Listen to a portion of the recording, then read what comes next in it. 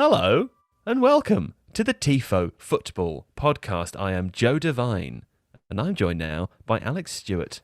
Good morning, Joe. Good morning. And Seb Stafford-Bloor. Hello, Joe. Hello. Today we'll be talking about a few different things. Firstly, our fantasy football teams, because it's the international break and we figured it would be a good time to do that. But hey, it's entertaining because that pivots into a conversation about actual footballers. Here's some of the footballers that we discuss. West Ham's defence generally, including Ryan Fredericks and Cresswell as well. Also Villa, Ollie Watkins we discuss. Grealish and Barkley. We talk about Trezeguet, Martinez.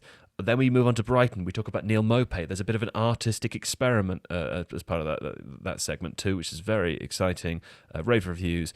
Then we move on to Spurs. We talk all about Harry Kane. And I realise now we just forgot to talk about Ashley Westwood. But we'll do that next time there's an international break, which is in November. But before you get to listen to what we have spoken, I would like to inform you that you should visit theathletic.com/Tifo and sign up for £1 a month as part of an introductory offer that we are currently offering. And hey, guess what? There's a new columnist working here at The Athletic now. Do you know who it is, Alex? Yes. Would you like to tell the listeners who it is? It's Alan Shearer. It's Big Daddy Alan. Big Daddy Alan's in town. He's going to be writing some columns and with real genuine insight. And hey, who doesn't want to hear from the person who scored the most Premier League goals of all time? I know I do. So visit theathletic.com/Tifo to dig deep into the burrow of good content and enjoy the rest of the episode as I leave you in the warm hands and the cool embrace of Joe Devine, the best Joe Devine.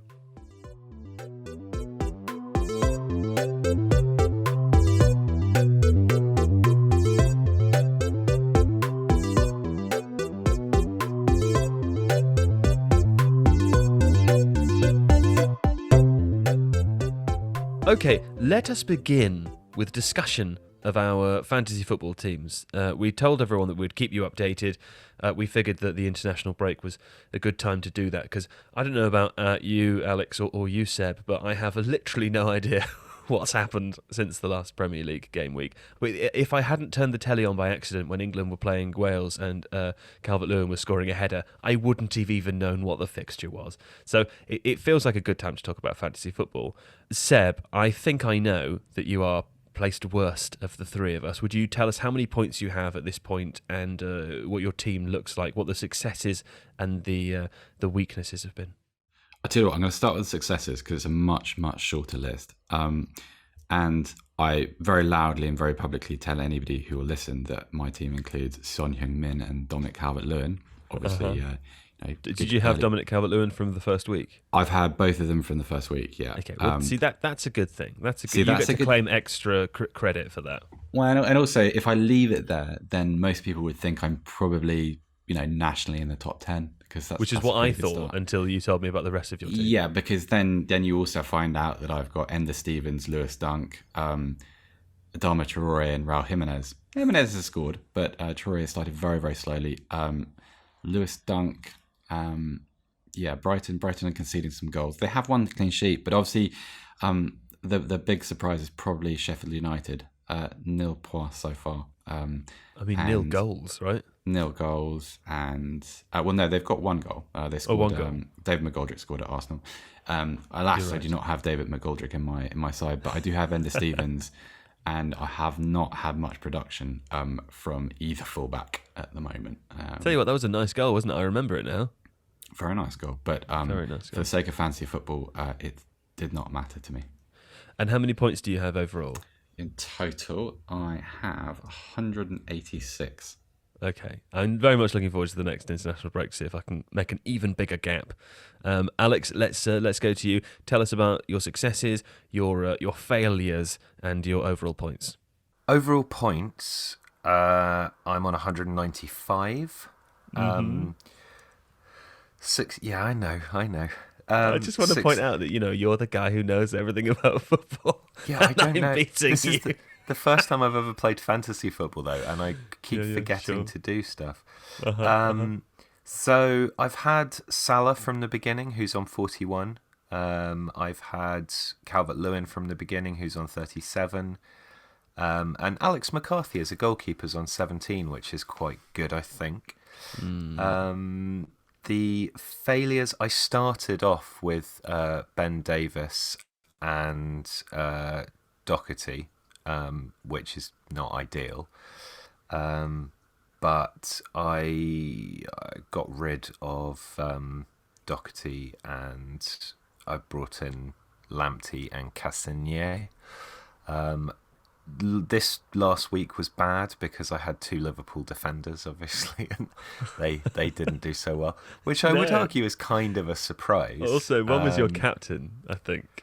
I'm pretty sure you Alexander-Arnold was my captain. Yeah. Can you just confirm for me that minus points are doubled when you it have does a captain? appear so? Yes. So that's good. I also, Che Adams, who is, I don't know, Che Adams is not on a huge number of points. He got 2 for me this week, but I am convinced, in the same way that Ralph Hasenhüttl is convinced, that Che Adams will finally realise his potential as a goal scorer. I think he's got 1 assist so far, which was quite nice, but he's going to explode at some point. He has to explode at some point. Yeah, he has to. That's how combustion works. It just, I guess the thing with fantasy, isn't it, is that there's so much about, well, part of it is luck, because as we'll come on to talk about, I think like there are people who suddenly do stuff that no one expected, and I can't imagine that anybody is genuinely savvy enough to have selected some of those players. But also that, like, if you have Che Adams until his hot streak, you're down on points, aren't you? And then it's about knowing when that's going to come good and then getting him in. And I just find it all very confusing. No, you're right. It's just in your bones, Alex. I think some of us have football in our bones and some of us don't. And that's in all our Excel this spreadsheets. Some of us have it in our Excel spreadsheets. Other of us just know. We just know. Because to tell you what, I'm going to tell you about my team. I got 209 points. I'm not a huge distance away from you, either of you. But I don't have what's a great team. I don't think. I haven't got any of the very expensive players. What I did was I tried to spread across teams that I thought were going to do well, and also I tried to Magnus Carlsen it and pick players that I thought fewer people otherwise would pick. And now I've kind of been caught up with, because, as they have done well, people have selected them. A good example is James Rodriguez, who actually started the season with not a huge number of people having selected him. I thought it was obvious that he was going to perform exceptionally well, and perform exceptionally well he has. My disappointment in my team is the smuggest segment of this podcast I've ever heard. Yeah, I knew it was going to happen, and it was good. The thing with Hammers, because though, it was good.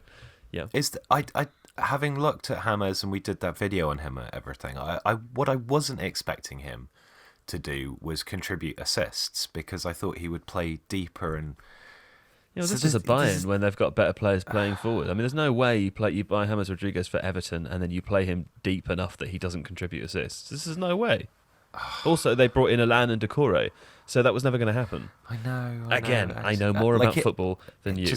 Kai Havertz has been my big disappointment so far. I was hoping that he would come in and hit the ground running. I think that's perhaps a symptom of Chelsea not doing particularly well overall either. And I would feel worse if I had Timo Werner, because I feel like that he's threatened to be excellent in many more games and just hasn't quite made it. Havertz scored that hat-trick, of course, but it wasn't in the Premier League, so I didn't get those points.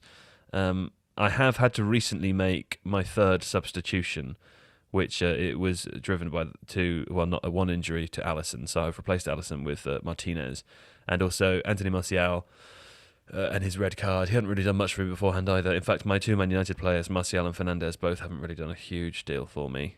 So finally I did bring in Harry Kane, who I think is top of the striking list. I felt like I was missing that big, powerful striker. But this is why I like the game, because I feel like I started without any of the hot prospects. I didn't have Kane, I didn't have Aubameyang, I didn't have Salah, I didn't have Mane, I didn't have your kind of traditional top hitters, and yet here I am, first of the 3. Here I am.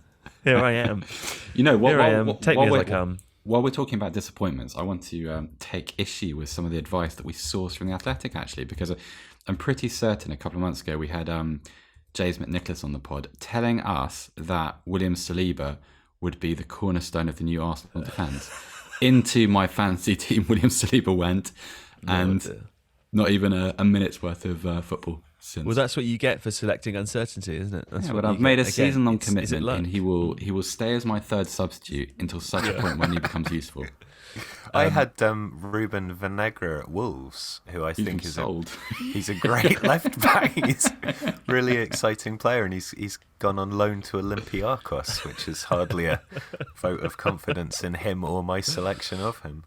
I tell you what, Alex might be good at is picking a fantasy team that if someone picked it in 5 years' time might win, but definitely not this year. Do you know what I mean? It'd be interesting to have the same team again and see how those points fared. Well, anyway, very interesting. We'll see if I can maintain this distance, this current victory, this affirmation of my superior football knowledge by the time we return for the next international break. You know what? I think maybe we can.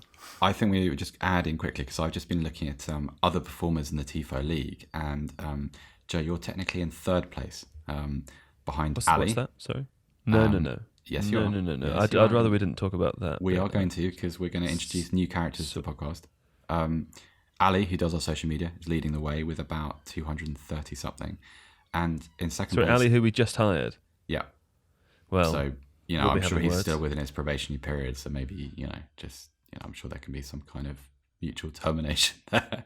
And unfortunately, Henry, who is more of a long-term employee, designer Henry is in second. What? Yeah, but he will have just picked the best players. He's cheating. He's playing the game the way all of the kids play the game, right? Who's he got in his team?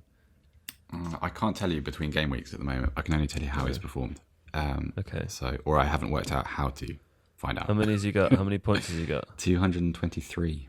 Has anyone tried the strategy of lumping in on like 4 players that cost a shit ton of money and are going to get points, and then otherwise just picking substitutes who are only going to get 0 rather than minus? I haven't really employed any sort of strategy. Does that sound like a terrible idea? I think that's a bad idea. I think the idea is to have like 1 or 2 big players, and because the thing is, like, if you have a good defense, I know defense isn't the priority area in fantasy football at all. And if if you're good enough at swapping out your players and catching on the end of hot streaks and stuff with strikers, then you're all fine. But I like to have a good defence because I feel like you get consistent points every week. If you play 3 defenders, for example, and they all get clean sheets half the time, that's an additional 18 points every week. And when you consider that in some weeks you're only really getting 40 points, that's half your points. I mean, there are some people who are getting like 160. Yeah, but that's because Mohamed Salah scores a hat trick and they make him a captain. Like that's just luck. It's all just luck. Or is it luck? It is all I luck. honestly think like picking Salah, picking Kane, which I've just done, picking Aubameyang, who is a midfielder in this game, is cheating. That's what I think. I think we should have a league next season where none of us are allowed to pick players that are over the value of 10. Because it's just cheating, because they're better. And as the video that we made about this said recently, they're not priced highly enough for them to be that valuable in the game, even though they're clearly so valuable in the game. I feel like it reduces the amount you have to actually think about it. So that's why I'm so pleased that today I am ahead, obviously quite, by some distance. Very, very impressive performance by myself. Because I feel like I've only just brought Kane in. You're sounding more and more like Boris Johnson. Well, I'm just saying. Like, I think it's we've got Seb, who has a long history of match reporting, has been a journalist, travelling around the country and indeed around the world for the last sort of, decade or so, and has done a lot of reading, knows a huge number of people. Personal friends with Henry Winter, I'd like to say, as he always mentions to me every other day. And Alex Stewart here, the font of knowledge, right? I mean, that's how he sells himself. He's the sort of king of everything that is knowing all of the things about football. And guess what? Little old me is leading the league. Without picking a superstar, unlike you two cheaters. Anyway, I feel like that's enough of that. It's quite enough. Let's move on to talk about some surprises from this season so far. Unexpected successes so far. Joe in fantasy football probably ranks quite highly on that list, I'd say. It wasn't unexpected where I'm sitting. Okay. So I think this is nice because it kind of fits with the idea of what we just said. So let's talk about our 2 or 3 surprise successes of the season so far, and then as Alex writes here in the plan, I can take the piss about how we've not selected them in our fantasy football leagues and are in fact doing quite badly. Speak for yourself, Alex. Speak for yourself. I want to start by coming to you, Alex, to discuss West Ham's defence, because you've written here that Ryan Fredericks has more shot-creating actions per 90 than any defender with over 2 games played, and is 6th of all PL players, plus 1 match played. Yes, and also Cresswell, Masuaka. I don't know. I mean, I have to be honest, West Ham are not a team that I really ever pay an enormous amount of attention to, because they seem to sort of, they're a bit chaotic. The selections are hither and thither. Moyes, I think, took a while to kind of bed in, but particularly that 3-0 result away against Leicester, the Leicester that had just dismantled Manchester City. The one Moyes wasn't at, Alan Irvine was, but I mean, we can assume that Moyes is picking the team, right? Can we assume that? Maybe. I think so. Maybe that's the surprise. It's all Alan Irvine. But they looked really impressive. There's this very compact low block with 5 at the back, which allows the wing-backs to push forwards on the counter-attack.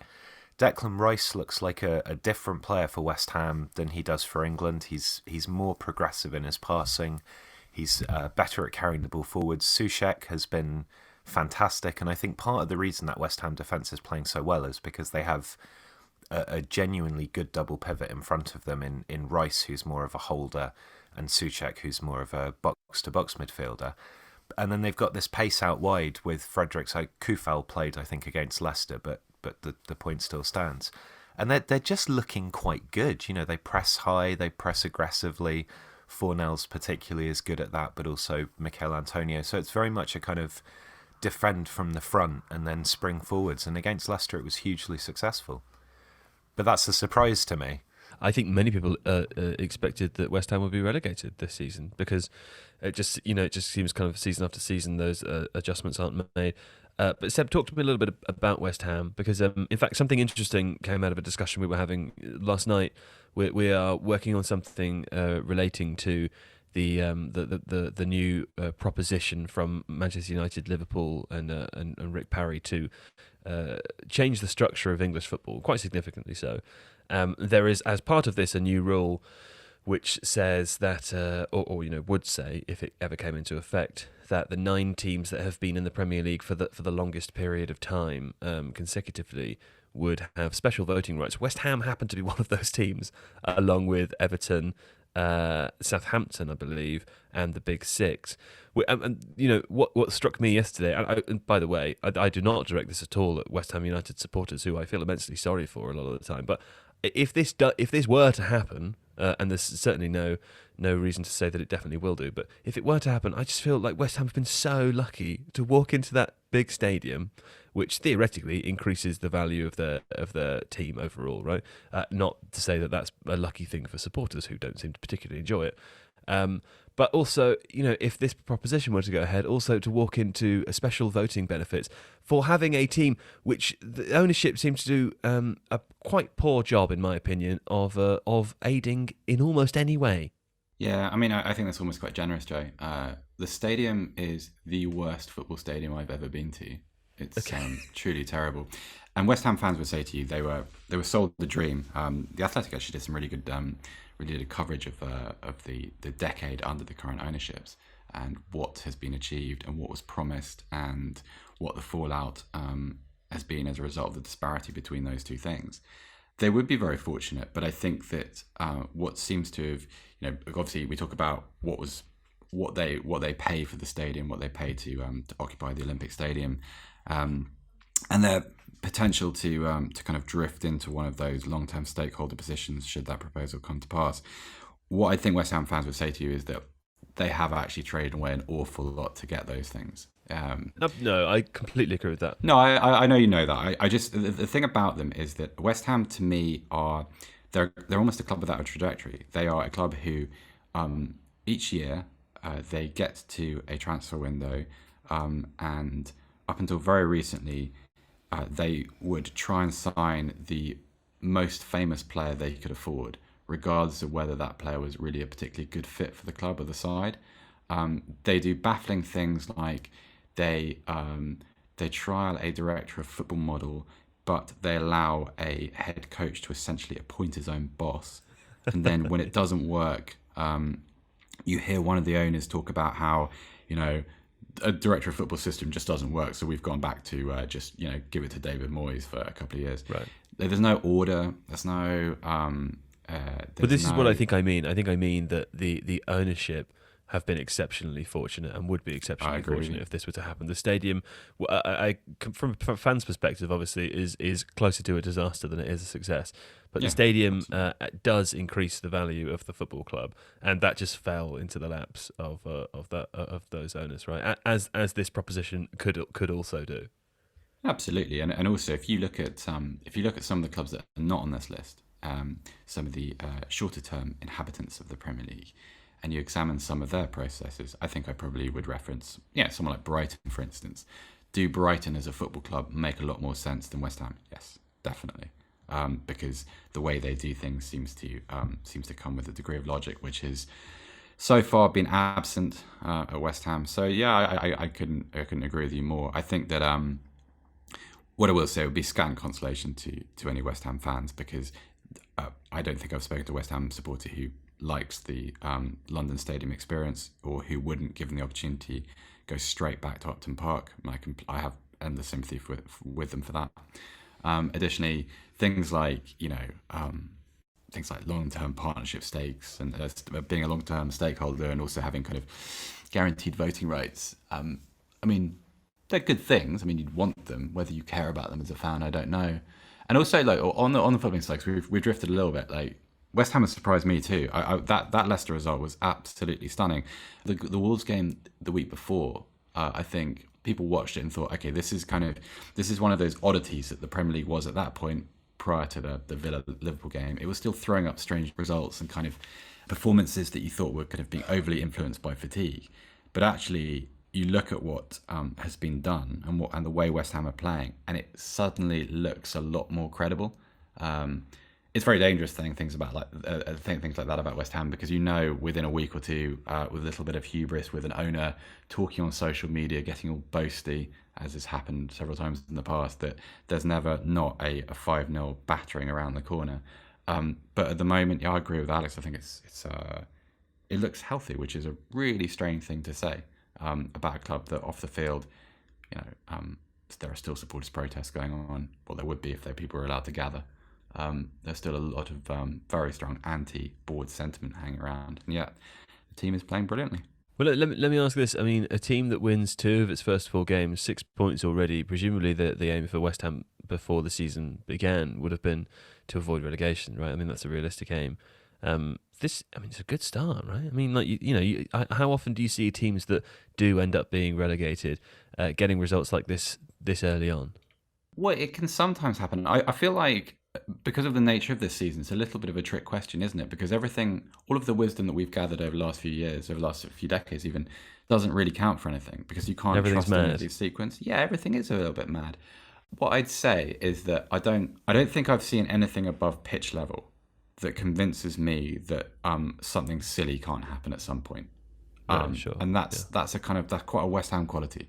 Maybe fans won't like that, but I think it's fair that there is always, defeat can always be found from the jaws of failure, from the jaws of success, even jaws of victory. Fucking hell, I've battered that, haven't I? I think it's fine. I like that the listeners get to hear how you cock something.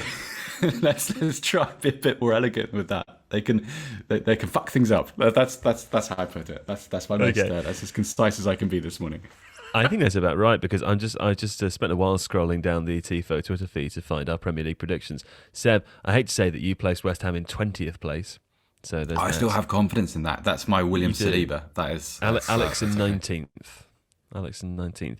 And I'm the only person who didn't. I put them at 17th. So I thought West Ham were going to stay up. And just to say again, one more time, I am the best person here.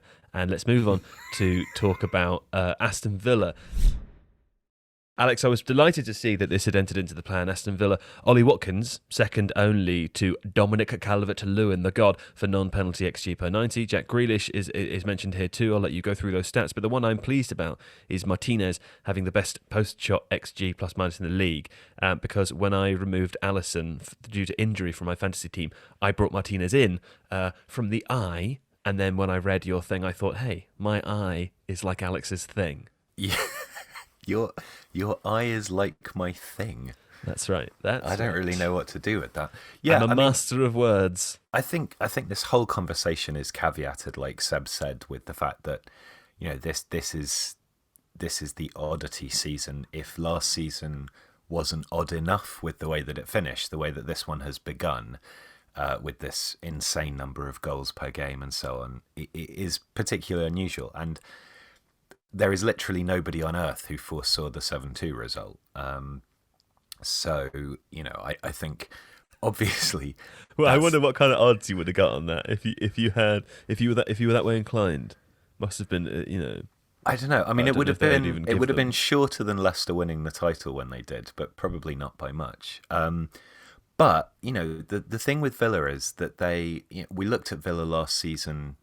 In terms of what they needed to do to avoid relegation. And the thing with that Villa squad was that there was a lot of passive defending going on. There seemed to be a bit of a disconnect between the defence and the midfield, because the defence naturally wanted to drop back and protect themselves because Villa were getting battered quite regularly. But in people like John McGinn and Jack Grealish, Villa have really good creative attacking players.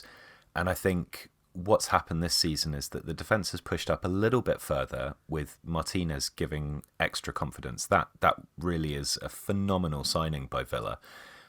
Douglas Luiz has started to really kind of fulfil the promise that he showed early on. Tyrone Mings is a very solid defender. And then ahead of that, with Grealish particularly, you've got somebody who can always do something fun. He's the most fouled player in the league already again. He wins the most fouls in the final third. He's contributing, shot creating action, goal creating action. He's just a fantastic player. And then with the acquisition of Watkins, and I think this is the sort of difference where we were quite down on Villa last season, I think, at the beginning, and got some criticism for that. But what they've done is they've taken a squad that had some outstanding players and a few solid ones. They've added quality in quite an astute way. I mean, Watkins was a player that was linked with quite a few of the lower-end Premier League clubs, and Villa were able to get him. Martinez, obviously, a good signing. Ross Barkley, too. Ross Barkley I'm slightly less convinced by, just on the basis that I think, he adds an option, certainly, but I think if Grealish and McGinn are fit, they're the kind of go-to guys, and Douglas Luiz is not going to be displaced from that team. But I don't know, man. I mean, I watched Barkley and Grealish play together in that Liverpool game, and they looked like they clicked immediately. They felt like I really felt like I was watching a new partnership brewing. I'd be very surprised if Barkley doesn't start their games. Barkley's an oddity, isn't he? Like, I don't pretend to know a huge amount about him overall, not followed his career in the same way maybe that Seb has, but he seems like somebody who can do a number of things quite well without being necessarily outstanding at any of them. He is quite a good ball carrier. He's quite a dynamic player, and he was surprising for Chelsea. I think last season he was a very high contributor in XG chain, so he was part of moves that developed into good shooting opportunities, but not necessarily sort of right around the box and playing the final pass or assist or what have you. So he definitely does contribute stuff. I'm just not entirely sure what it is. Seb, Ross Barkley? Interesting. Always someone that's kind of been in the wrong place at the wrong time. So his move to Chelsea probably happened a couple of years too late. Also happened after a very serious hamstring injury. What I like about Villa is that it's the right home for him at the moment. He's always needed to be somewhere where he can be aggressive, because he's a vertical ball carrier. He wants the ball at his feet and he wants to be expressive with it. I really like the idea of because what I think will happen is I think we'll see kind of the shape that that he used against Liverpool, like that sort of McGinn, Luis, Barkley triangle in the middle of midfield, but then Grealish playing from the left. What I like about this is that it takes some of the attention away from Jack Grealish, because Grealish is a creative player, lovely ball carrier, yes, but he's a wonderful playmaker too. If you add Barkley into that, so you've got long range shooting threat, dribbling ability, good passer of the ball, maybe not as reliable as a passer as Grealish, but just another outlet like that, all of a sudden you're giving any defenders who play against Villa a slightly different look, another set of problems to deal with, because what you can't do is you can't just sit and double Grealish. Because I know some people find Barkley a little bit underwhelming, and yeah, he can fluctuate with his form. At the same time, he's still a really gifted player and someone that can hurt you. And I think that's what makes it smart. I mean, it worked for everyone. I mean, it worked for Chelsea because Chelsea aren't really interested in him anymore. They need him to play. Barkley wants to play for England, and the only way he's going to do that is if he's involved every week. And I think pairing, it's not a pairing because it's not a true combination, but there is a little bit of, there is a little bit of the sort of the partnership sort of feeling about that Grealish. There's several 1-2s against Liverpool where just they honestly felt like they played with each other for a year. Absolutely. Already. It was really cool to watch. It really was. It was really fun to watch, and I'm trying to stay clear of reading too much into what was a really, really strange game of football. Yeah. But it was really hard not to be encouraged, and I think. Didn't Jack Grealish look really happy about it as well? He seemed to enjoy himself. I like what they do with Watkins at the top of formation too. I think there's a future here. I know it's not going to be 7-2 every week. I understand that, but I felt like one of the big problems for Villa last year was the not having enough sources of creativity. That among other issues, let's be fair. Alex did a really good video on some of the defensive issues towards the end of last season, which a lot of those things remain true now. But I think they've solved a couple of problems, and I think it's a really smart pickup. And I want to see him become the player that he could have been. I know it's a little bit late in the day. He's not going to be the next Paul Gascoigne. We know this. But there is still something very watchable about Ross Barkley, and I think Villa Park could be a great theatre for him. This also, season. as Alex said, this has turned into an unbelievable transfer window for Villa, who mainly didn't lose Jack Grealish in the way that everybody expected 6 months ago that they might have done, and perhaps coronavirus is to thank for that, or maybe it's just other teams, not being quite in the right position, but also bringing in the players that we've listed. I mean, they have to have had one of the most successful summer windows going. Sorry, Alex, go ahead. Yeah, well, I mean, actually, what you've just said dovetails neatly with that, because I was going to mention Matty Cash as well. I think in Matt Targett, Villa had a very serviceable attacking left back who obviously came from Southampton, and they've now added another good one in Cash on the right hand side, who's young, dynamic, can also play as a wide right midfielder. I think has also played in central midfield as well. And you can see Villa's one of those squads where you can see, just looking at the lineup, roughly how they can play on the basis of who they've got and what their strengths are. And I think there's, it's quite a young squad as well still. And in terms of that sort of ability to bed some of those players in over the course of this season, and then, I think on the basis of what we've seen so far, they should be fine, right? But there's definitely, like Seb said, there's a future there. There's the ability to, if the core of this squad is kept together, then Villa could start to become really quite impressive. I agree, 7-2 is a flash in the pan, but at the same time, when you're bringing in younger players who clearly excel at certain roles, and you can see what the system's going to be, you can see what the style's going to be, that does bode very well on the pitch, but also points to, some sensible thinking off the pitch. I tell you what, we think 7-2 is a flash in the pan until they go to the King Power Stadium and smash Leicester 7-2. Hey, happening on Sunday, 19:15. Anyway, let's go away for a minute, and when we come back after that minute, we will talk about Brighton. We are back. Can highlight the video, Alex says. You know, when Seb writes me a plan, it's much more for me to read, whereas this is just this doesn't help me. But all you I tell did me was out miss loud out the now word what you we. wanted to say. So Brighton, obviously, they've lost against Everton and United, but they are 6th for XG difference despite being 15th in the table. And we've got a Brighton video coming out where I look at a few of the things that they're doing slightly differently. Seb mentioned Brighton earlier as an example of a club who are well run off the pitch, and again, I think the way that they are playing, the integration of some of these signings, actually signings that they made last season, I think, with particularly Alzate and Lamptey. Graham Potter as a young, interesting coach. Brighton are really, really good. They're playing with a great deal of fluidity. Ben White coming back from a stellar season at Leeds has really added something both to the side defensively, but also in terms of how they progress the ball. His ability to move into the wide spaces frees Lamptey up to push forwards and be exciting. Trossard is another good signing from last season who's bedded in well and has created this really lovely fluid front three with Neil Maupay, who's having a fantastic start to the season, and Aaron Connolly.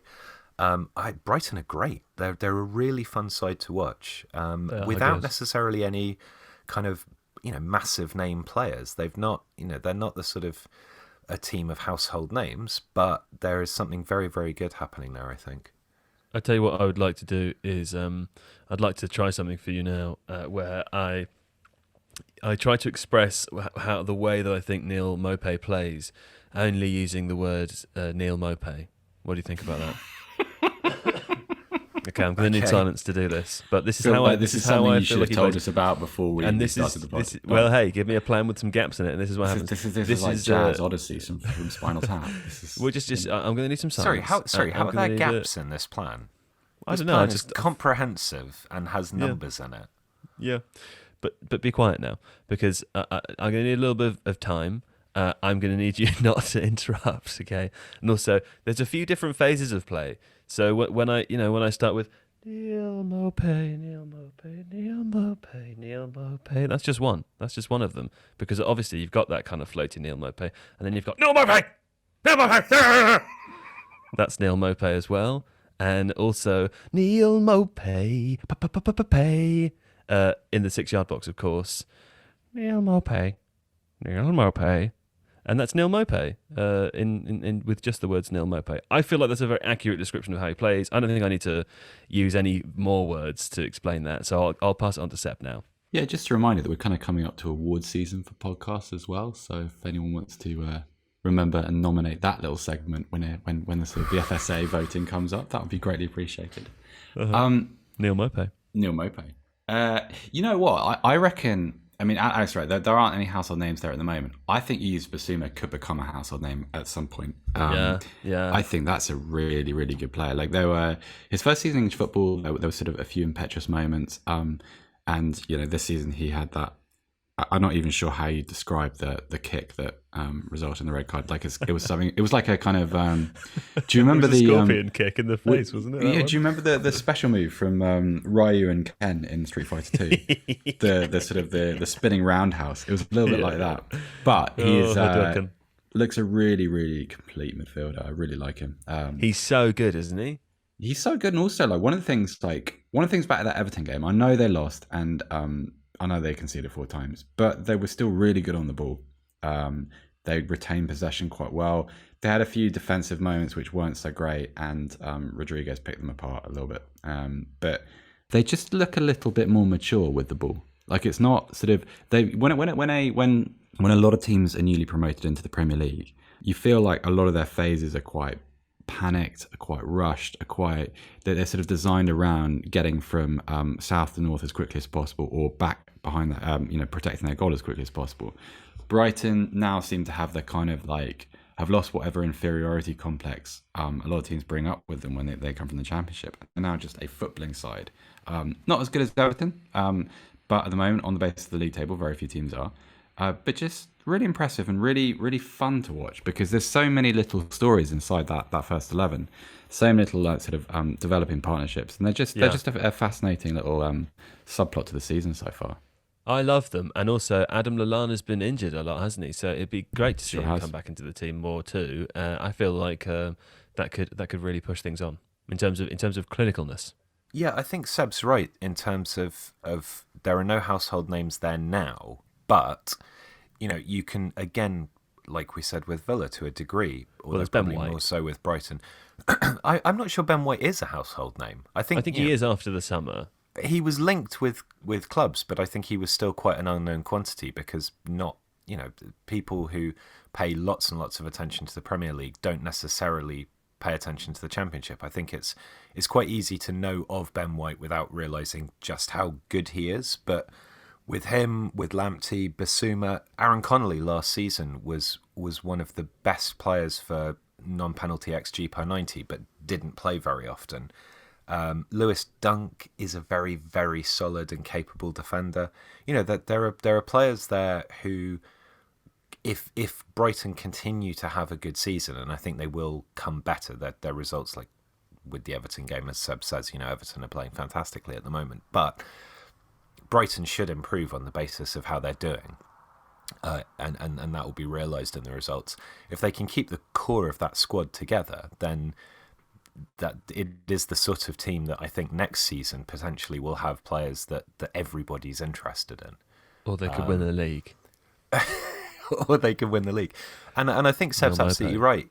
Potter is a possession-based coach. He's very tactically astute as well.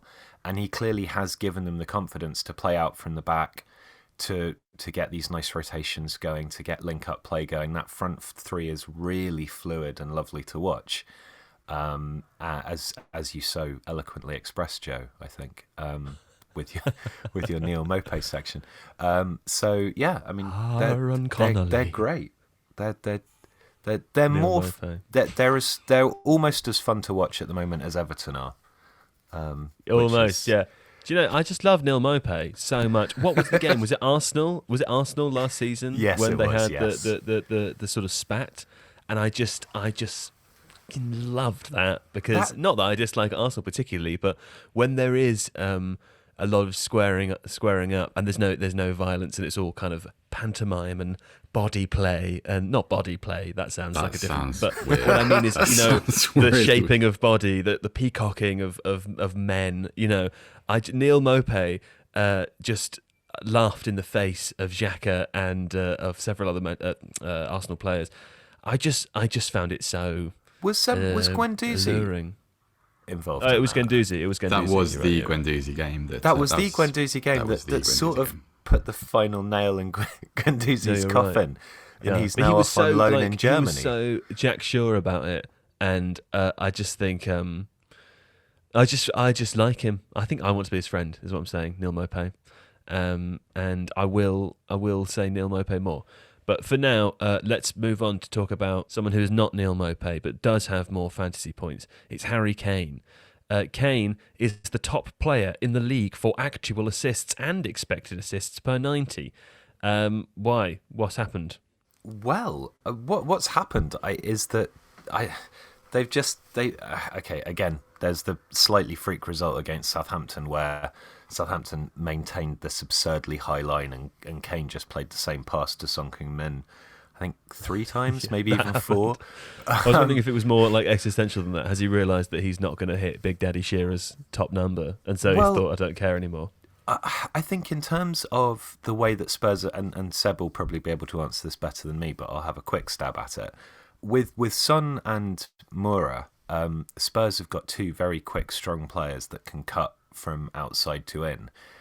Kane has always been somebody who's quite liked dropping off, but previously would then also need to get forwards in order to finish stuff off. But, for England as well, during the World Cup, him and Sterling would sort of alternate and drop off a lot and then play forwards. And it seems like this is something that Spurs have either sort of stumbled across in the course of that Southampton game or potentially considered as a likely thing. But Kane is almost playing as a bit of a 10 at times. coming really, really far deep, and then using his passing ability, which I think is genuinely underrated. Wayne Rooney. He's always been good at passing. It's just he's been better at shooting, so that's what people used him for. But he's got this creativity, and because Spurs are looking to play forwards quickly and use the sort of the power of those two forwards cutting inside, it really naturally suits Kane's ability to set things up. And let me ask you this, Alex. Right? Let me ask you this. Slightly off topic, but if you're good at shooting, you're good at passing, right? Because what's a pass? It's just a shot, but less hard. I think to a degree there's probably some sense in that, but I think shooting is about the position. It's a lot about the position in which you find yourself or get yourself into as well. Passing is about the ability to see where somebody else is going to be. So it's not necessarily about the technique of kicking the ball, but it's not about the accuracy. Your ability to recognise either where you ought to be or where somebody else ought to be, and then have the technical ability to execute those two things. But Kane's good at sort of crossfield passes. He's quite good at crossing.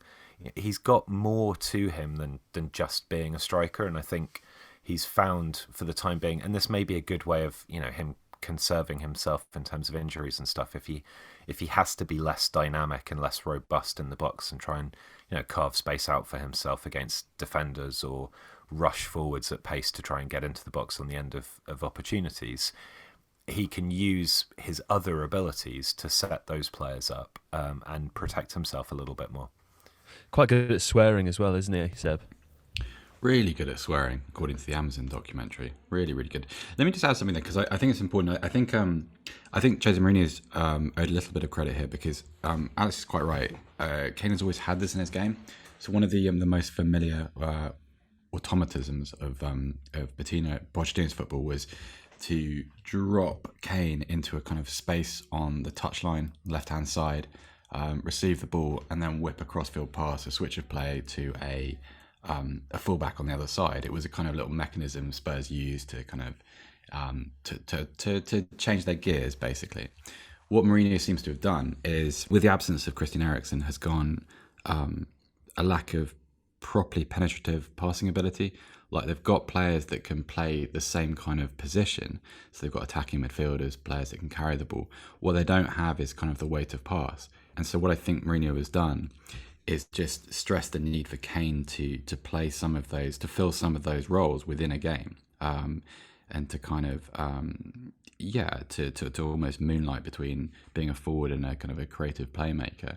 I think the other thing that seems to have happened is that over time, Son Heung-min has been gradually encouraged forward into a central area. He's always with been like some cheese, you mean? He said that like he was a little mouse. Gently, well, because it's been gradual. Cheese. It's been gradual. It hasn't been a kind of, right, you're going to play up front. But if you look at sort of some of the shortages that Spurs have suffered over the last couple of years, so long periods without Kane where Son has had to deputise as a proper centre forward, not a false nine, an actual centre forward. As Kane has come back and as the kind of combination between them has redeveloped, Son has sort of retained a lot of the habits that he was needed to, a lot of the... That's interesting. Well, I think so, because what you have in Son is someone that's brilliant off the left-hand side, someone that can beat players, that can cut in onto his stronger foot, but also someone that carries the ball at great speed. Because there is a difference between a player being quick and a player being able to carry the ball quickly. And Son is both, and a very skillful player, a very two-footed player. And so Mourinho seems to have created a sort of a Swiss Army knife of a centre forward out of him, whilst utilising the best parts of the two, really important parts of Kane's game, which are obviously his goal scoring, but also his pivot play and playmaking. And it's not an accident. There are still issues elsewhere in that side. Obviously, we're recording this a couple of days before Gareth Bale will probably make his second debut, so we'll see what that brings. But potentially, this is as good an attacking unit as there'll be in the country within a couple of months, I think. Do you know what, as well? Son's growth over years has just been a delight to watch, hasn't it? You feel like he just keeps getting better over a much longer period than you would expect a player to continue improving, do you know? Yeah, he also when he first came, I didn't really like him. I mean, I liked him as a footballer, but his attitude wasn't quite right. He actually wanted to leave Tottenham at the end of his first season. Pochettino persuaded him otherwise, and his application and his willingness to work hard has improved immeasurably. Because one of the criticisms of him was he wasn't always defensively aware. Now, whether that was a kind of a mental issue or a physical one, I'm not quite sure. But whatever it is, he's fixed it so that he is now, playing him used to be you play him at the expense of something happening, potentially. So if you played him off the left-hand side, you probably exposed, back then, Danny Rose to the odd numerical mismatch, perhaps. Now you feel that, barring a couple of strange moments here and there, you feel he's a much more complete footballer. And he's actually a better one, technically. I think if you talk to people who watched him in the Bundesliga, they would probably say that he was very patchy. He wasn't consistent. He wasn't reliable. He went missing in big games from time to time. And that was certainly true at the beginning of his Tottenham career too. He was a bit of a no-show at grounds like Old Trafford and the Emirates. As time has gone on, that's changed. So now, with probably the exception of Harry Kane, if Tottenham are to score a big goal, it's going to come from Son Heung-min. And that's a sea change in his profile as a player, I think. Yeah. But listen, that's the end of today's podcast. There were 3 other suggestions that Alex made ahead of today, and I'd love to do this again next time there's an international break. I believe that's not too far away either. I think there's one in November. November the 7th to the 21st. Okay, cool. So in about a month we can come back, at which point I would love to discuss Patrick Bamford, Jared Bowen and Callum Wilson, all players I think worthy of this conversation. But for now, it's just to say thank you to you, Alex. Thank you very much. Thank you to you, Seb. Thank you very much, Joe. A quick reminder to the listener that I am winning the fantasy football so far, and am actually a better person and a better person. And we've gone from good at fantasy football to just a better person. Perhaps even just sort of more broadly admired, and just I would say, more enjoyed by other people. I don't know if I'm going too far to say that, but I think, listen, that's all I want to say is leave you with that thought. I'm the best, and I'll be back later this week next week, with another thing, as part of which I'll probably also be the best.